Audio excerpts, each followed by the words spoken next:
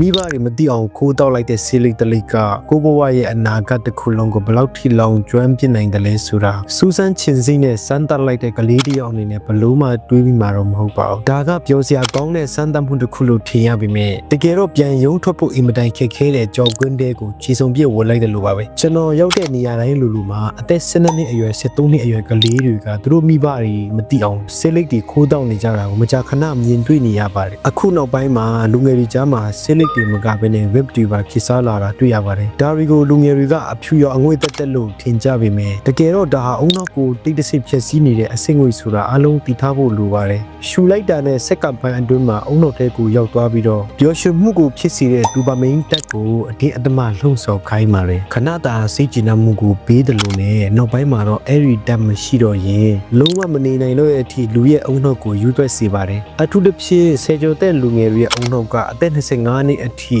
ဆက်လက်ဖွံ့ဖြိုးဆဲကာလဖြစ်ပါတယ်ဆေးလိပ်တောက်တာကမှတ်ဉဏ်ကိုလျော့နေစေတယ်လို့အာယုံစိုက်မှုတည်ယူမှုနဲ့ခံစားချက်တွေကိုထိန်းချုပ်ထားတဲ့အုံနောက်ရဲ့အစိတ်ပိုင်းတွေကိုတိုက်ရိုက်ပြင်ဆင်စေပါတယ်ဒါတွေမကသေးပါဘူးကျမကြီးကိုတိုက်ရိုက်ဖြစ်စည်းတဲ့ဒါလို့ခေါ်တဲ့ကတ္တရာစီကအဆုတ်ထဲမှာပိတ်ဆို့ပြီးအဆုတ်ကြီးထွားမှုကိုရပ်တန့်စေတယ်လို့ကာဗွန်မိုနိုက်ဆိုက်တက်ငွေ့ရလဲတွေးထဲကအောက်ဆီဂျင်ကိုတဖြည်းဖြည်းတိုက်စားပါတယ်ဒါကြောင့်ပဲဆေးလိပ်တောက်တတ်တဲ့ကလေးတွေကအရင်လိုအားကစားမလုပ်နိုင်တော့ဘဲခဏအတွင်းမောလာတာခုခံအားကြတာတွေဖြစ်လာတတ်ပါတယ်အဆိုးဆုံးကဆေးလိပ်တောက်တဲ့သူတွေကတွေးကြောနိုင်ရနေပူထူလာပြီးတော့နှလုံးရောဂါဖြစ်နိုင်ချေပူများတယ်လို့ဆိုကြပါတယ်ကရုဏာနန္နာသွားဖုံရောဂါဖြစ်တာကနေအသားအကြီးမှာအရေးအကြောင်းတွေစောစောစီးစီးဖြစ်တဲ့လက္ခဏာတွေအထိခံစားရနိုင်ပါတယ်လူကြီးတွေထက်ကလေးတွေကနီကိုတင်းကိုပူပြီးမြန်မြန်ဆွဲလန်းတတ်တာကြောင့်ဖြတ်ဖို့ကြိုးစားတဲ့အခါမှာလည်းပုံမှန်မဟုတ်တဲ့စိတ်ပိုင်းဆိုင်ရာပြဿနာတွေဖြစ်တဲ့ဒေါသထွက်လွယ်တာစိတ်တက်ကြလွယ်တာစတဲ့ဝေဒနာတွေကိုပူခံစားလေးရှိပါတယ်ဆေးလိပ်တောက်တာကကျန်းမာရေးအတွက်တည်းမဟုတ်ပါဘူးဘဝအတွက်ဆိုးကျိုးတွေအများကြီးရှိပါတယ်